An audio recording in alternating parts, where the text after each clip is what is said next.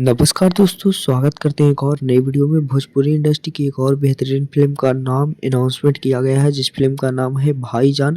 और भाईजान नाम से बॉलीवुड में सलमान खान का फिल्म बना हुआ है। तो दोस्तों, ईद के शुभ अवसर पर निशांत उज्ज्वल जी एक बहुत ही बड़ी फिल्म का अनाउंसमेंट कर दिए हैं।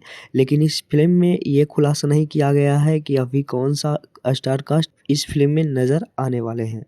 तो दोस्तों, हमारे चैनल पे बने रहिएगा। इस फ़िल्म के बहुत ही जल्द स्टार कास्ट का भी खुलासा होगा, तो हमारे चैनल पे सबसे पहले वीडियो आता है। तो जो भी लोग मेरे चैनल को अभी तक सब्सक्राइब नहीं किए हैं, कर लीजिए। भोजपुरी की हर फ़िल्म का अपडेट सबसे पहले आता है। तो दोस्तों, आप सभी लोग बताइए कि भाईजान फ़िल्म में कौन से फिट बैठेंगे और कौन से कलाकार को आप सभी लोग इस फ़िल्म में देखना चाहते हैं? इस फ़िल्म को कौन से कलाकार ज़्यादा बेहतर से कर सकते हैं? कमेंट बॉक्स में कमेंट करके बताइएगा। और कौन-सी एक्ट्रेस को यह फ़िल्म में रखना चाहिए, वो भी कमेंट बॉक्स में बताइएगा।